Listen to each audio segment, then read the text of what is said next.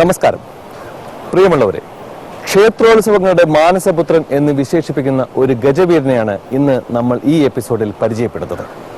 ആരോടും പകയോ പരിഭവമോ പിണക്കമോ പ്രതികാര ബുദ്ധിയോ ഇല്ലാത്ത ലക്ഷണമൊത്ത ഒരു കൊമ്പൻ, ആതിര വിനോദ്.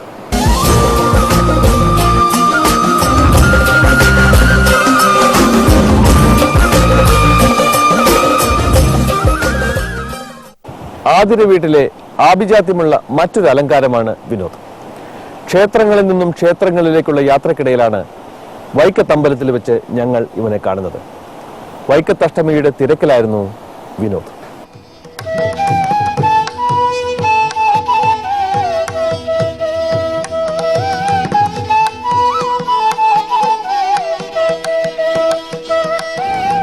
ആണ്ടിൽ 6 മാസത്തോളം അമ്പലങ്ങളിൽ നിന്നും അമ്പലങ്ങളിലേക്ക്, ആധ്യാത്മിക ചൈതന്യം മനസ്സിലും ഉടലിലും, ആരെയും ഒന്ന് പിടിച്ചു നിർത്തുന്ന ആകാരം.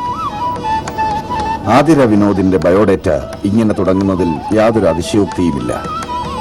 ആതിര വീടിന്റെ പ്രതാപം കാത്ത കരിവീരന്മാരുടെ ഇളം തലമുറക്കാരനാണ് വിനോദ്. പുട്ടോളി രാജശേഖരനും വൈക്കം വേണുഗോപാലും കൊച്ചുപ്രായിക്കൽ ഗോപിയും ജയറാമന്റെ പ്രിയപ്പെട്ട കണ്ണനുമെല്ലാം വിരാജിച്ച തറവാടാണ് ആതിര. ആതിര വീട്ടിലെ രവി മുതലാളിക്ക് ലക്ഷണമൊത്ത ആനകളെ വാങ്ങുന്നതും ഇഷ്ടപ്പെട്ട് അതിനെ വാങ്ങുവാൻ വരുന്നവർക്ക് നൽകുന്നതിലും സന്തോഷമേയുള്ളൂ. കേരളത്തില് നമുക്ക് മനസ്സിന് ഇഷ്ടപ്പെടുന്ന ആനകളെ കണ്ടാൽ എടുത്തുകൊണ്ട് വരും. ആര് മാന്യമായ ചോദിച്ചാൽ കൊടുക്കുകയും ചെയ്യും. അങ്ങനെ കൊടുക്കത്തില്ല എന്ന് പറഞ്ഞ് നിർത്തത്തില്ല. എല്ലാവരും വന്ന് ആഗ്രഹിച്ച് ചോദിച്ചാൽ അങ്ങനെ ഒരുപാട് നല്ല ആനകളെ എൻ്റെ കൈ മുഖാന്തരം പലർക്കും കൊടുത്തിട്ടുണ്ട്. ഇന്ന് തന്നെ കേരളത്തിൽ നിൽക്കുന്ന പേരിട്ട ആനകളെല്ലാം എന്ന വഴിയും പോയിട്ടുള്ള ആനകളാണ് നിൽക്കുന്നത്. കരിവീട്ടിയുടെ നിറം, ഉയർന്ന വായുകുംഭം, തേൻ കണ്ണ്, കട്ടിയാർന്ന നട, ഉറച്ച അമരം, മാംസളമായ വാൽക്കുടം, വീണെടുത്ത കൊമ്പുകൾ, ഒറ്റ നിലവ്, ഇങ്ങനെ ഏതൊരു ആനപ്രേമിയെയും തന്നിലേക്ക് വലിച്ചടിപ്പിക്കുവാൻ ഇവന് കഴിയും. ഏത് കൂട്ടത്തിനിടയിലും ഇതാ എന്നെ നോക്ക് എന്ന എടുപ്പ്.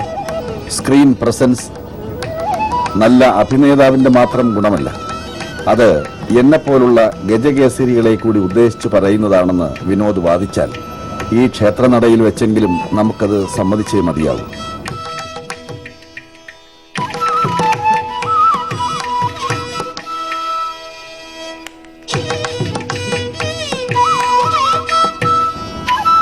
ശബരിമല ഉൾപ്പെടുന്ന വനമേഖലയിലെ ആനകൾക്ക് ലോകത്തെവിടെയുമുള്ള നാടൻ ആനകളേക്കാൾ സൗന്ദര്യം അല്പം കൂടുതലാണെന്ന ഒരു വിലയിരുത്തലുണ്ട്.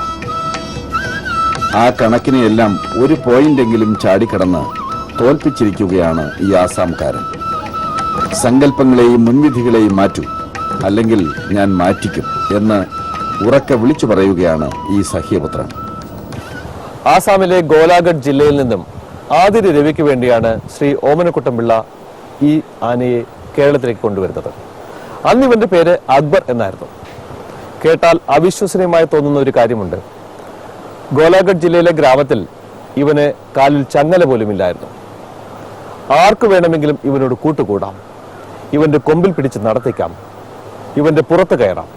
അത്രയ്ക്കും സൗമ്യശീലനായ ഒരു ആനയായിരുന്നു അക്ബർ. 27ാമത്തെ വയസ്സിലാണ് അക്ബറിനെ കേരളത്തിലേക്ക് കൊണ്ടുവരുന്നത്. ഇപ്പോൾ 7 വർഷം കഴിഞ്ഞു. 7 വർഷത്തെ ജീവിതം അവൻ ഒരു തനി കേരളീയനായി മാറിയ മട്ടിലേക്കായി മാറി.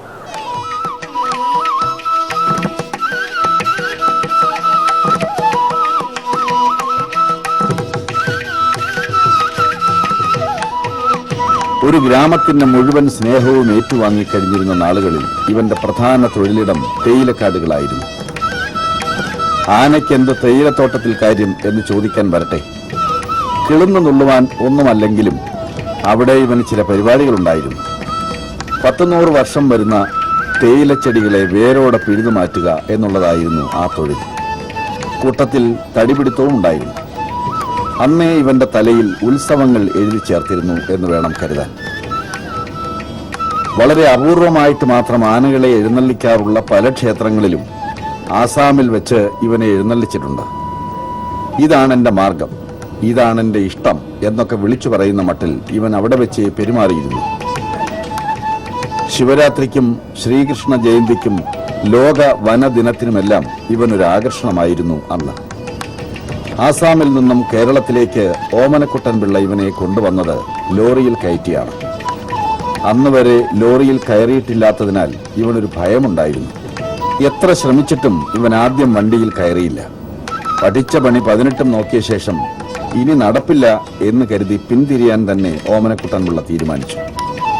കയറുന്നില്ലെങ്കിൽ വേണ്ട എന്ന് പറഞ്ഞ് മടങ്ങുവാൻ തുടങ്ങിയതും എല്ലാവരെയും അതിശയപ്പെടുത്തിക്കൊണ്ട് ഇവൻ ലോറിയിലേക്ക് ഓടിക്കയറുകയുമായിരുന്നു. സാധാരണ ആനകൾ ലോറിയിൽ കയറിയാൽ ഉടൻ തിരിയാറില്ല, നേരെ തന്നെ നിൽക്കും. എന്നാൽ വിനോദ് ലോറിയിൽ കയറിയ ഉടൻ തിരിഞ്ഞു നിന്നു. ആ നിൽപ്പ് പിന്നെ കേരളത്തിൽ എത്തുന്നതുവരെയും തുടർന്നു. അതിനുശേഷം ഇന്നോളം ലോറിയിൽ കയറുവാൻ വിനോദ് മടി കാണിക്കുകയോ ഭയക്കുകയോ ചെയ്തിട്ടില്ല.